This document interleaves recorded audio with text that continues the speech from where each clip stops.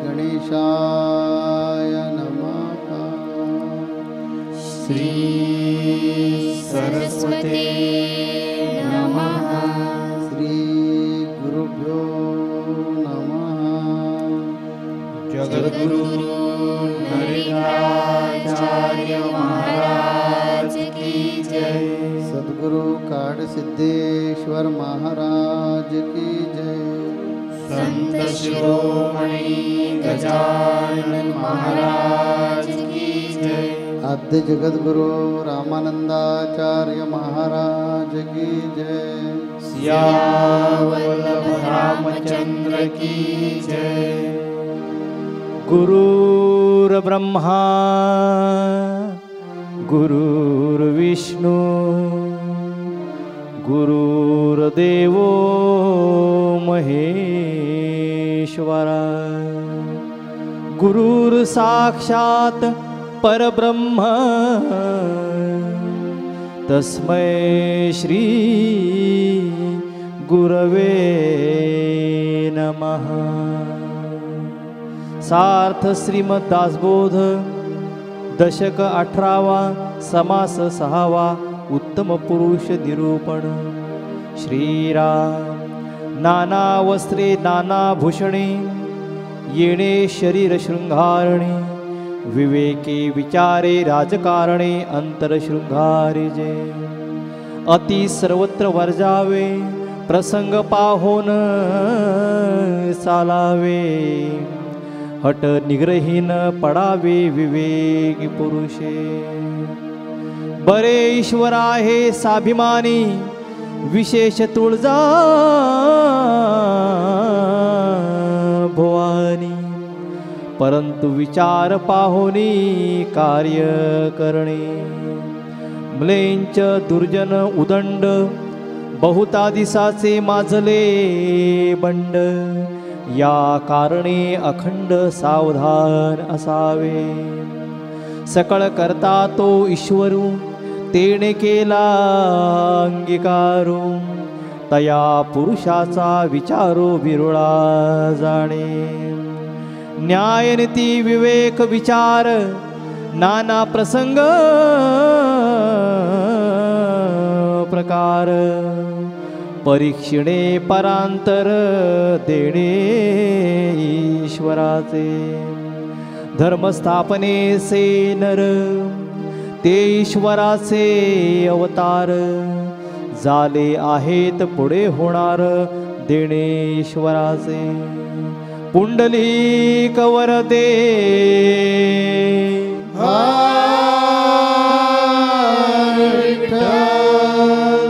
श्री ज्ञानदेव तुकाराम पंढरीनाथ महाराज की जय। जगद्गुरु नरेंद्राचार्य महाराज की जय। परमात्म स्वरूप परमवंदनीय जगद्गुरु नरेंद्र माऊलींच्या दिव्य चरण कमलांना वंदन करून आज संतसंगास उपस्थित असलेल्या सर्व गुरुबंधू भगिनींना श्री गुरुदेव। मागील आठवड्यामध्ये आपण करंट परीक्षा निरूपण यामध्ये ऐकलं की हा जो मौल्यवान नरदेह मिळालेला आहे, माऊलीने सांगितलं की या देहामध्ये येऊन आपण सर्वोत्तम असं ध्येय गाठू शकतो आणि त्यासाठी संत संगतीत जाणं गरजेचं आहे। आज आपण उत्तम पुरुष निरूपण ऐकणार आहोत। दशक 18वा समास 6। या 18व्या दशकामध्ये भाविको समर्थांनी प्रत्येक समासामध्ये वेगवेगळा विषय मांडलेला आहे। त्याचं कारण म्हणजे मानवी जीवन सर्व अंगांनी समृद्ध व्हावं, माणसाला प्रपंच आणि परमार्थ यामध्ये उपयोगी पडणाऱ्या गोष्टी या दशकामध्ये सांगितलेल्या आहेत। म्हणूनच या दशकाला बहुजिन्सी दशक असं म्हटलेलं आहे। आता या समासाबद्दल पाहूया। या समासामध्ये समर्थांनी सांगितलेले आहे, जे जे देह धरून आले ते ते काही करून गेले। म्हणजे जो जो मनुष्य जन्माला आलेला आहे तो तो काहीतरी कर्म करतो, मग तो चांगलं करतो वाईट करतो। परंतु समर्थ या ठिकाणी म्हणतात, ज्यांच्या अंगी विशेष कर्तृत्व शक्ती असते, कर्तृत्व गुण असतो, ते या जगामध्ये बदल घडवून आणतात। परंतु ते स्वार्थाच्या पार्श्वभूमीवर असतात. परंतु काही माणसं अशी जन्माला येतात की त्यांच्या अंगी विशेष कर्तृत्व गुण तर असतोच असतो, परंतु त्यांचं कर्म हे संपूर्ण निस्वार्थी असतं. यालाच समर्थांनी उत्तम पुरुष असं म्हटलेलं आहे. आणि समर्थांनी काय सांगितलेलं आहे, वेगवेगळ्या समाजामध्ये प्रत्येक शतकामध्ये अशी माणसं वेगवेगळ्या क्षेत्रातली जन्माला येतात. पूर्वी एकदा उत्तम पुरुष निरूपण आपण 12व्या दशकामध्ये पाहिलं होतं. त्यामध्ये फक्त आध्यात्मिक क्षेत्रातील उत्तम पुरुषांच्या विषयी माहिती दिली होती. यामध्ये सर्व क्षेत्रातील उत्तम पुरुषांच्या विषयी समर्थांना म्हणायचं आहे. बघा, आपण जर उदाहरण पाहायचं झालं तर वैज्ञानिक क्षेत्रात जर बघितलं आपण तर भारताचे माजी राष्ट्रपती आणि महान वैज्ञानिक APJ अब्दुल कलाम. सामाजिक क्षेत्रात पाहायचं झालं तर माननीय अण्णा हजारे असतील, माननीय बाबा आमटे असतील, डॉक्टर प्रकाश आमटे असतील. राजकीय क्षेत्रात पाहायचं झालं तर छत्रपती शिवाजी महाराज असतील, छत्रपती शाहू महाराज असतील. आणि आध्यात्मिक क्षेत्रात पाहायचं झालं तर ही सगळी संत मंडळी ही उत्तम पुरुषच आहेत. याचं मूर्तिमंत उदाहरण म्हणजे आपली जगद्गुरू नरेंद्र माऊली. भाविको, त्या काळी समर्थांच्या काळी छत्रपती शिवाजी महाराज हे उत्तम पुरुष त्यांच्या दृष्टीने होते, म्हणून त्यांचं वर्णन या समासामध्ये समर्थांनी केलेलं आहे. समर्थ म्हणतात, दागिने कपडे यांनी देह शोभिवंत करता येतो, परंतु विवेक, चातुर्य, सहनशीलता, दया, क्षमा, शांती, औदार्य यानं मन शोभिवंत केलं पाहिजे किंवा करणं गरजेचं आहे. यानं मन शोभिवंत होतं. आणि जी अशी उत्तम पुरुष मंडळी असतात यांचं देहापेक्षा मन शोभिवंत असतं. आणि ह्या मनाला चुकीचं वळण लागू नये म्हणून समर्थ सावधगिरीचा इशारा देतात. ते म्हणतात, समाजामध्ये वावरत असताना बरीचशी तोंडाळ माणसं भेटतात, हेकट स्वभावाची भेटतात, कठोर शब्द बोलणारी भेटतात, काही तर शीघ्रकोपी असतात, अनेक तरा करणारी असतात, कुणाचा मान सन्मान राखत नाहीत. अशा माणसावर कधीही विश्वास ठेवू नये. हे चालते बोलते समाजातील राक्षसच असतात असं समर्थांना म्हणायचं आहे.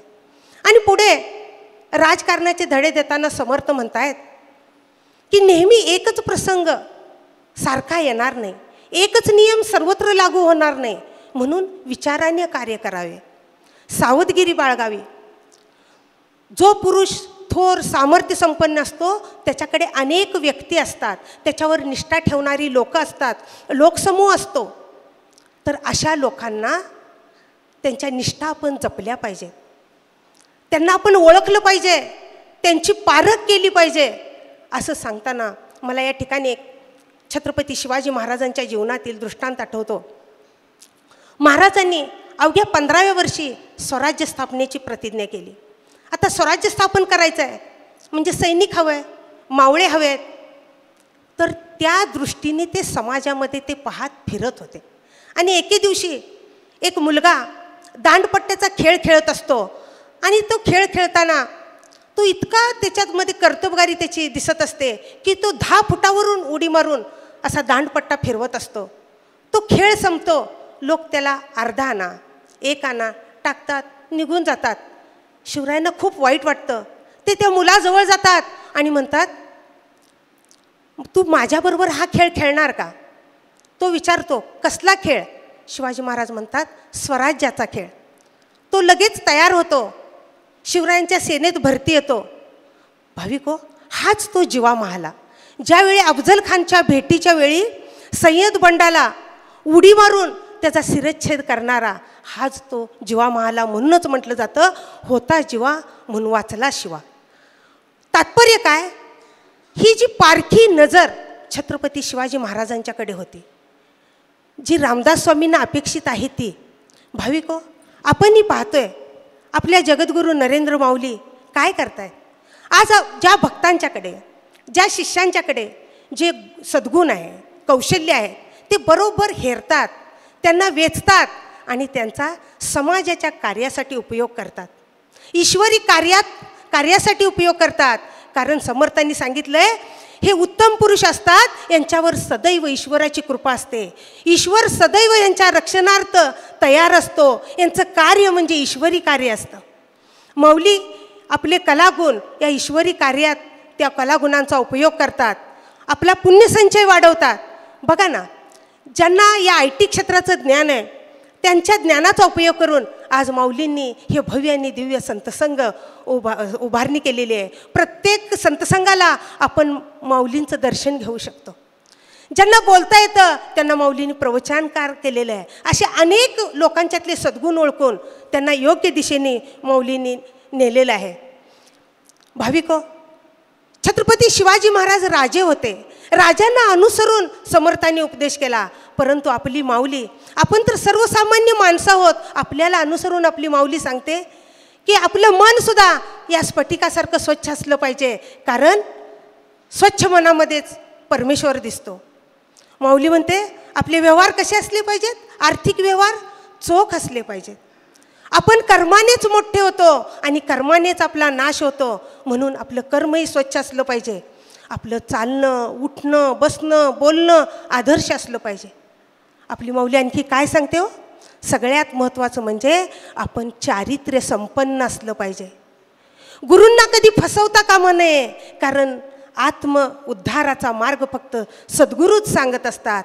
म्हणून सद्गुरूंना प्रेमाची, निष्ठेची, श्रद्धेची मिठी आपण मारली पाहिजे. अशा प्रकारे गुरु आपल्याला संतसंघातून, वारी उत्सवातून, प्रवचन दर्शन सोहळ्यातून, सद्गुरू सहवासातून आपल्याला घडवत असतात. गुरुविण नाही तुझा आधार, रडता पडता कोठेही अडता, तोच नेतसे पार. गुरुविण नाही तुझा आधार. म्हणूनच संत नामदेव महाराज सांगतात की ज्याने गुरु नाही केला त्याचा जन्म वाया गेला. का? तर गुरुच आपल्याला जीवनाच्या योग्य ट्रॅकवरून चालायला शिकवतो. आता जवळजवळ 187 ते 88 संतसंघ झाले. आपण समर्थ रामदास स्वामींना ऐकतोय. असं एक तरी संतसंघ मला दाखवा, त्यातलं निरूपण दाखवा की तुम्ही इथून बाबा वाईट मार्गाला जा, चुकीच्या गोष्टी करा, दुसऱ्याची निंदा करा, दुसऱ्याला तकलीफ होईल, दुसऱ्याला त्रास होईल असं वागा, असं एक वाक्य तरी, समस्त सोडा, एक वाक्य तुम्हाला ऐकायला मिळालं नाही, मिळणारही नाही. कारण हे संतांचं कामच नाही आहे. संत कोण? की जो अज्ञानातून सुटका करून देतो आणि या चराचरामध्ये असणारं जे उघडं निराकारी निर्गुण परब्रह्माचा ध्यास लावतो, या देहाची आठवण करून देतो, या देहाची जबाबदारी समजून सांगतो आणि प्रपंच करता करता परमार्थाकडे लावतो, तो संत. या समर्थ रामदास स्वामींच्या दासबोधामध्ये या समासामध्ये सांगितलं आहे की जन्माला आल्यानंतर काहीतरी केलं पाहिजे. त्या दासबोधामध्ये ते म्हणतात, जन्मा आलिया एक, काही करावे सार्थक, ऐसे न करता निरर्थक, जन्मभूमी भार होई. जर तुम्ही हातावर हात ठेवून गप्प बसलात, फक्त नेहमी संत संघाला आलात, बाकी काहीच केलं नाही, तरीसुद्धा जन्म वाया जाणार. का? तर देह दुर्लभ, तो तुला विधात्यानं दिला, त्या देहात तू आलास. देवच परत गुरुरूपामध्ये आला, त्यानं तुला बोध केला. बोध करूनसुद्धा तू भवसागरातून बाहेर यायला तयारच नाही. तुझ्या जीवनाची नौका जी आहे तिचा जो नागर तू नागरून ठेवलेला आहेस, तो उचलून परत त्या होडीमध्ये तुझ्या नौकेमध्ये टाकायला तयारच नाही. आणि त्यामुळे नुसते भले मारतोस, नौका आहे तिथेच आहे, पुढे जाण्याचं नावच घेत नाही.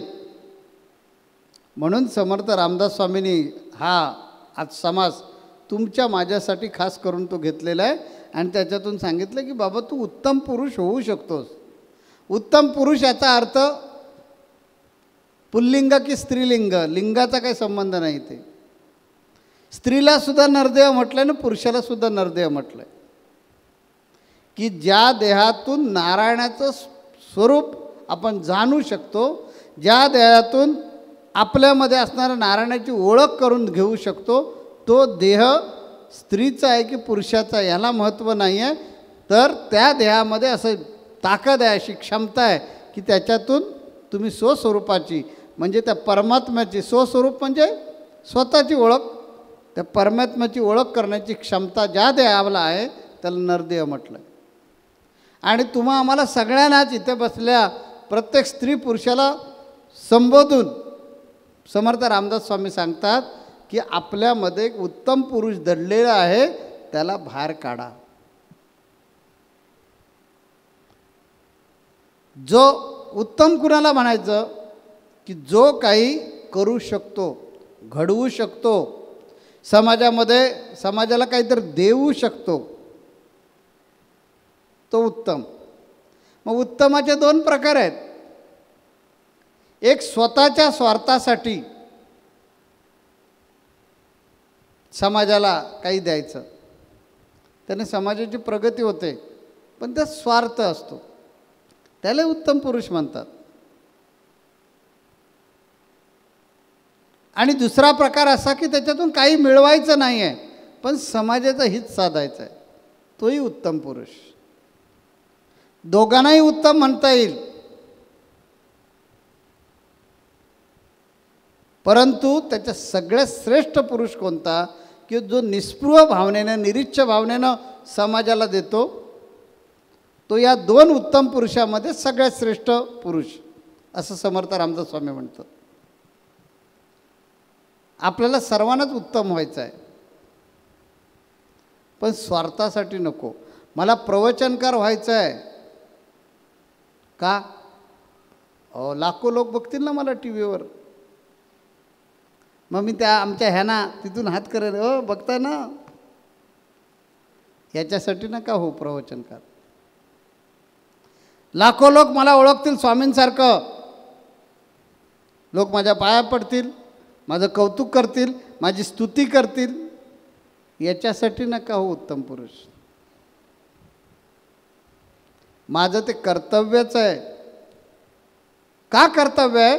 कारण देवानं मला हात दिले, देवानं मला पाय दिले, देवानं मला डोळे दिले, देवानं मला बुद्धी दिली, देवानं मला तोंड दिलं, देवानं मला ज्ञान दिलं. हे सगळं देवानं दिलं आणि देवच परत जगद्गुरू नरेंद्राचार्य महाराजांच्या रूपानं आला आणि त्यानं मला घडवलंही. ह्याच्यात माझं काय? माझं काहीच नाही आहे. जर लुळा पांगळा देह मला दिला असता तर मी लुळा पांगळा देहातून काहीच करू शकलो नसतो. मग हे सगळं जर त्याचंच आहे, त्यानंच दिलं आहे, माझं काहीच नाही आहे, तर मी समाजासाठी जो देणार आहे त्यात मेहरबानी काय त्याच्यात? माझं मी कर्तव्य करतो आहे. अशा भावनेतून ज्यावेळी आपण प्रवचनकार तयार होतो, प्रबोधनकार तयार हो, मार्गदर्शक म्हणून तयार हो, त्यावेळी आपली अपेक्षा असणार नाही की मला प्रवचनाला बोलवलं तर मला गाडी पाठवून द्या. माझ्याकडून ते का नाही घडत? त्याचमुळे घडत नाही कारण मी नेहमी लक्षात ठेवतो, मी कोणी मेहरबानी करत नाही. या देहाला देवानं घेतलेलं आहे आणि या देहाकडून देव करून घेतोय. हा देह जर त्याचाच आहे तर कशाला पाहिजे मान सन्मान? म्हणून म्हटलं नको प्रतिष्ठा, नको चार मुक्ती, नको नको देवा वैकुंठ आमासी. आम्ही धरी आले तुझे दृढ पाव, सर्वच वाहिले मग कशाला उपाव. फक्त तुझ्या चरणाची सेवा दे, तुझं नामस्मरण पुन्हा पुन्हा जन्म द्यावा तुझ्या भजनी रंगड्या. हे मागतो आम्ही. तेवढंच मागायचं आपण सर्वांनी. या संत संघामधून आपण हा बोध घेऊन हे शिकायचं आहे की मला स्वामींनी आज आदेश दिलेला आहे की तू घरी नुसती गप्प बसून राहू नकोस, की तू नुसता प्रपंच करत बसू नकोस. तर हा प्रपंच करता करता लोकांना शानसुर्त करून सोड. मग त्यासाठी मला लोकांनी अमुक मानलं पाहिजे, तमुक मानलं पाहिजे, माझ्याकडे ही पदवी पाहिजे, गरज नाही आहे. जे आपल्याला गुरुनी सांगितलं, जो गुरुबोध आपण घेतला तो जेवढा नीट कळला तेवढाच मी सांगेन.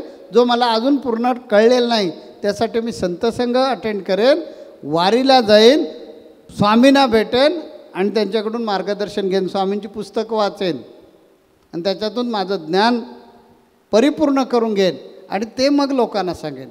पण जे मला परिपूर्ण माहिती आहे ते मात्र सांगायला लाजणार नाही, कचरणार नाही आणि इथून सांगेन. त्याने समोरच्यानं ऐको न ऐको, पण माझं कर्तव्य मी केलं. तो चुकीच्या रस्त्याला जात होता, त्याला थांबवण्याचा अनन्य प्रयत्न केला, पण नाही तो सुधारला.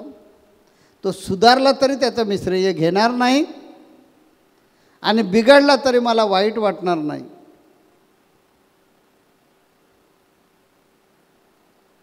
मी नेहमी सांगतो की हा जो ट्रस्ट आहे ते मीच कशाला पाहिजे. नाही तुम्ही नसलं तर चालणार नाही, मी मेल्यानंतर चालेल ना तो. म्हणून मी प्रयोग करून दाखवला आणि आम्ही या ट्रस्टचे मुख्य ट्रस्टी होते, राजीनामा देऊन टाकला मी. आज त्याला 4 वर्ष झाली. मी कुठंच नाही ट्रस्टी. कुठलीही गोष्ट जी आहे ती माझ्यामुळे चालली पाहिजे असं कधीच भावना नाही ठेवली. नाही पण पुढे कोणीतरी वेगळे ट्रस्टी आले ना, एक हॅक केलं तर म्हणजे घेतलं तर ताब्यात घेई ना का, काय बिघडतं. कारण ते मी माझ्यासाठी तयार केलेलंच नाही आहे. जर ते माझंच नाही आहे हे मी पहिल्या दिवसापासून मनाशी ठरवलेलं आहे तर मला वाईट वाटण्याची गरज काय. नाही पण उद्या तुम्हाला कोणी सांगितलं इथे संतपीठावर बसायचं नाही, चाल बाहेर खाली रस्त्यावर, असा प्रसंग ज्ञानेश्वर माऊलींच्याही आयुष्यामध्ये आला होता, नामदेव महाराजांच्या आयुष्यात आला होता आणि फार लांब नको जायला, जो हिंगोली जिल्हा आहे इथे असा प्रसंग आला होता औंढ्या नागनाथला. औंढ्या नागनाथच्या ठिकाणी ज्ञानेश्वर माऊली आणि नामदेव महाराज आलेले होते, कारण ते दोघेजण भारत भ्रमण करत होते आणि भ्रमण करत करत करत औंढ्या नागनाथला आले आणि तिथे कीर्तन सुरू केलं. कीर्तन सुरू केल्यावर हां म्हणता लोकांची गर्दी जमा झाली आणि इतकी गर्दी जमा झाली की त्या मंदिराचा पुजारी बाहेर होता, त्याला आत यायला पण जागा मिळेना. शेवटी वाट काढत काढत त्याला अहंकार, अरे मी मंदिराचा पुजारी, मला आतमध्ये घेत नाही म्हणजे काय. वाट काढत काढत काढत आतमध्ये आला आणि त्या दोघांजवळ आलं, म्हणा हो बाबा बंद कर, काय चाललं आहे काय तुमचं, आतमध्ये यायला सुद्धा लोकांनी जागा नाही ठेवली, तुम्हाला कीर्तन करायचं जा पाठीमागे, मंदिराच्या पाठीमागे जाऊन बोंबला, काय बोंबलायचं ते, असं काहीतरी बोलला. नामदेव महाराजांना ज्ञानेश्वर माऊलींना काहीच वाईट वाटलं नाही, ते पाठीमागे गेले. इथं बोललं तरी देवाचंच नाव आहे आणि पाठीमागे बोललं तर देवाचंच नाव आहे. कीर्तन करायला लागले, ते निस्पृह कीर्तन देवाला इतकं आवडलं की देव म्हणाला पुजाऱ्याला, आहे बाबा थांब, तुला पाहिजे तो हा मार्ग घे आणि तू बघ काय करायचं ते. देवानं नामदेव आणि ज्ञानेश्वर माऊलींकडे तोंड फिरवलं. आजसुद्धा त्याची साक्ष आहे. इतका निस्पृहपणा पाहिजे. ज्यावेळी तुम्ही मनानं एखादी गोष्ट त्याच्यासाठी करता तर वाईट बरं वाटण्याचा प्रश्नच येत नाही. बघा एखाद्याचा प्रॉब्लेम सुटतो, अडचण सुटते, त्या माझ्या चेहऱ्याकडे बघा, एकदम खुश झालेलो असतो का मी? कधीच नाही. दुःखीही नाही आणि सुखी नाही, कारण ते मी काय केलेलंच नसतं. आणि जर काही या नामस्मरणामुळे झालं असलं तर ती नामस्मरणाची ताकद आहे, मला कशाला त्याचं श्रेय घ्यायला पाहिजे. अशा प्रकारे निस्पृह राहा. मग कधीच वाईट वाटणार नाही की मी ह्याला एवढा उपदेश केला आणि माझं ऐकत नाही म्हणजे काय. अरे मी इतके वर्ष संत संघात जातो, स्वामींची प्रवचन ऐकतो आणि इतकं मला ज्ञान प्राप्त झालं आहे आणि मी त्याला बोध करतो, ऐकत नाही म्हणजे काय. वाईटही वाटणार नाही आणि त्यानं स्वीकारलं आणि तुमच्या मागणीप्रमाणे तो वागू लागला तर त्याची घमेंड पण नाही झाली पाहिजे. अशी सेवा झाली पाहिजे परमेश्वराची या देवाकडून की त्याचं वाईटही वाटता कामा नाही आणि त्याचं श्रेयही आपण घ्यायचं नाही. अशा प्रकारचे उत्तम पुरुष व्हा. तुमच्या प्रत्येकामध्ये उत्तम पुरुष दडलेला आहे. जर मी तुमच्यातलाच आहे, मी जर अशा प्रकारे होऊ शकलो, आता हे उदाहरण माझं का देतो माहिती आहे. नामदेव महाराजांना तुम्ही बघितलेलं नाही, एकनाथ महाराजांना तुम्ही बघितलेलं नाही, तुकोबारायांना बघितलं नाही, त्यामुळे त्यांचं चरित्र आहे ते वाचून आपण विश्वास ठेवतो. पण मला तर बघताय तुम्ही, मी तुमच्यामध्ये जगतोय, मी तुमच्यामध्ये वाढतोय, मी तुमच्यामध्ये वावरतोय, मी तुमच्या संपर्कात आहे, मी तुमच्या सहवासात आहे. तर मला पूर्णपणे तुम्ही अभ्यासताय. म्हणून माझं वारंवार उदाहरण देतो की तिकडे ग्रंथांमध्ये पाहिलं ते इथंसुद्धा प्रॅक्टिकल आहे. कारण ग्रंथांमध्ये वाचल्यानंतर आपण लगेच त्याच्यावर शेरा मारतो. अहो ते वाचण्यापुरतं ठीक आहे, आणि त्या काळी ठीक आहे, आता असं शक्य आहे का? आता जमाना किती बदलला आहे. म्हणून मला सांगायचं, जमाना बदलला तिथेच त्याच जमान्यामध्ये तुम्ही जगताय, तिथंच नरेंद्राचार्य जगतायत. तर त्यांच्यासाठी हवा वेगळी नाही झालेली आहे, त्यांच्यासाठी पाणी वेगळं नाही आहे, त्यांच्यासाठी आता सूर्य फार मोठा शीतल झालेला आहे अशातला प्रकार नाही. त्यामुळे जसं नामदेव महाराज जगू शकले, एकनाथ महाराज जगू शकले, तुकोबाराज जगू शकले, तसं आजसुद्धा जगता येतं. हे नरेंद्र महाराजांनी आपल्या कृतीतून दाखवलं आहे. म्हणून त्यांचं उदाहरण द्यायचं, बाकी काही कारण नाही. तर तुमच्यामध्ये सगळ्यांमध्ये हा उत्तम पुरुष दडलेला आहे. ते मरगळ झाडा आणि आजपासून संकल्प घेऊन जाऊया की जे जे आम्हाला माहिती आहे पूर्णपणे ते आम्ही समाजाला देणार. मग आमच्या मुलांना देणार, आईवडिलांना देणार, शेजाऱ्याला देणार, आजूबाजूच्या लोकांना देणार. त्याची जात बघणार नाही, त्याचा धर्म बघणार नाही, त्याचा पंथ बघणार नाही, त्याची परिस्थिती बघणार नाही, ती स्त्री आहे का बघणार नाही, तो पुरुष आहे का बघणार नाही. झालं, याचंच नाव समाज. आणखीन कुठं समाजात जायचं आहे? किती सोपं आहे ना सोपं. म्हणून प्रत्येकाने आज संकल्प करूनच उठूया की ज्या अर्थी आपल्याला हा ध्येय त्याने दिलेला आहे, ज्या अर्थी आपल्याला जागा करण्यासाठी, चेतना देण्यासाठी, प्रेरणा देण्यासाठी, स्फुरण देण्यासाठी गुरूंची निर्मिती किंवा गुरूंची स्थापना त्याने केलेली आहे. याचा अर्थ त्याची सगळी जर सत्ता आहे, सगळं त्याचंच आहे, आपण फक्त मुनीम आहोत. मग मुनिमाला आदेश आहे त्याचा, उठ आणि प्रपंच करता करता परमार्थ कर, तर तो करणार मी.